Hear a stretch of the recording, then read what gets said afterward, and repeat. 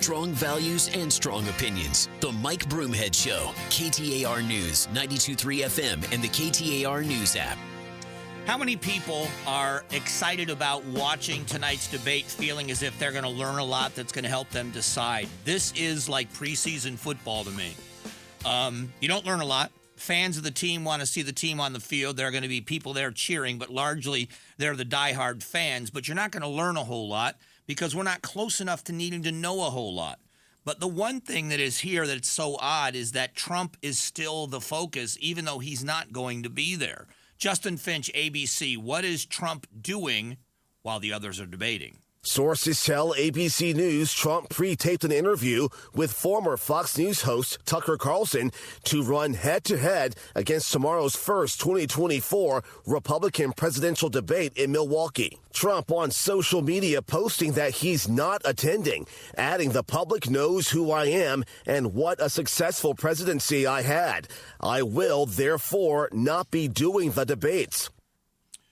And there's a story that says the majority of Republicans think that he should debate. I'm not going to second guess when it comes to this pathway, and I'll tell you why. I was wrong about Donald Trump from the very, very beginning of his campaign for the 2016 nomination and eventual presidency. I didn't think he was serious about running. I didn't think he had a chance, and I didn't think he could win. I didn't think he'd win the nomination, and I didn't think he'd beat Hillary Clinton. I was wrong, and wrong again. He was a mastermind. If it was him himself or other people around him, that everything revolved around him. Even when he got booed, he got all the attention. All the news networks could talk about was Donald Trump. And then once he won the nomination, he ran head-to-head with Hillary. Nobody thought he could win. And then after he won, they hated him. And he was the villain, and he went after the news and fake news and what he did. It was, they lived off of it. Now, whether they liked it or not, the news network, CNN, there were people's careers made in being anti-Trump. So much so that lifelong reliable news sources had to admit that they went in the tank being anti-Trump and had to commit coming back and saying that we're not going to do that anymore. We'll see. Do I think that it is a foregone conclusion? And I don't. And the reason why is because we have seen things change so dramatically in other races. The hard part for the former president is going to be winning over the people that he didn't win over before. And here's why I say that. He is I don't think he has much to worry about with the indictments, because if you look, his popularity within his own party has gone up since then. And I think that when you have a PR machine like any presidential candidate has, if he becomes the nominee, I don't know that the things that are going on against him are going to play a role in whether or not he gets elected. Here's where I think the bigger issue will be. The president, and a former president, but President Trump, has said emphatically over and over again that he believes he won in 2020 and that the election was stolen from him strategically. In Georgia, he believes Arizona and other places where it was stolen from him, that he was the legitimate winner. And he's got people surrounding him that believe, and I don't think it's an act. I think they believe that the election was stolen. So I will say this, if you lose and you think that you were cheated, then why would you change how you do anything to win the next time? You know, it's one thing if you lose at something and you've lost, but you get a rematch and you say, I know what I did wrong, and this time I need to perform better. I need to do things differently so that I'm successful this time around. And if he believes he won, if he believes that he won Arizona hands down, that it was stolen from him, why in the world would he change anything about the way he ran his campaign here in Arizona? Why would he change anything around the country? Why would he change his messaging?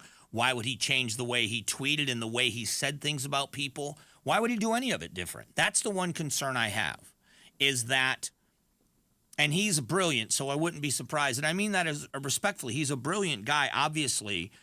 He is just a mastermind at manipulating the media. I've never seen anybody work the media over like Donald Trump is able to. He just is. And even if you hate him, even if you despise him, you have to acknowledge that there is no ignoring Donald Trump. If the media really wanted to get rid of Donald Trump, they'd stop talking about him all the time. There would be a focus on the GOP debate. That's what would happen. What does Ron DeSantis have to do to get his campaign back running at full speed? Is he going to be able to recover? And I'm not saying he's done, but he has stumbled a little bit in the polls. He's not as far ahead or as successful as people believed he'd be in his campaign. Are the other candidates, what can Nikki Haley do? What can some of these other candidates say to springboard themselves forward? Who are going to be the people on the debate stage that end up getting into it? Well, Chris Christie, let's say Donald Trump's not a part of the picture. He's a firebrand in a debate. Is Chris Christie going to come out there swinging? Or is anybody on the dais going to take a lesson from Trump in 2016 and with a big debate field say, you know, this is how a guy goes after people. You may be unpopular with that person's supporters, but are you going to get the headlines? If you really wanted to get rid of Donald Trump, you'd stop talking about him. And they don't.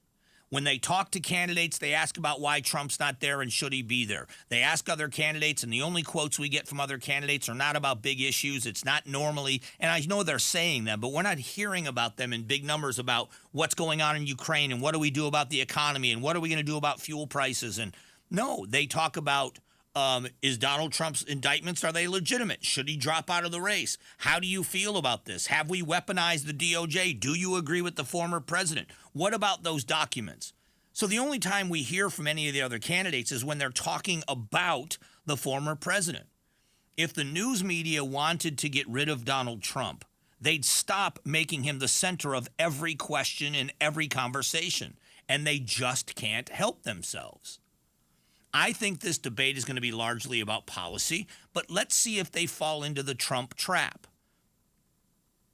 I was joking with some people earlier. You want to know a great drinking game? A great drinking game for tonight. And I'm not advocating drinking. I'm just saying if you were inclined, that every time Trump's name is mentioned, you have to do a shot. How quickly are you going to be drunk before that debate is even halfway through? That's an indicator. If they're still asking questions and they are still, and not just one or two or what, if there is a focus, a lot of this on Donald Trump, he wins no matter what, even if he's not there.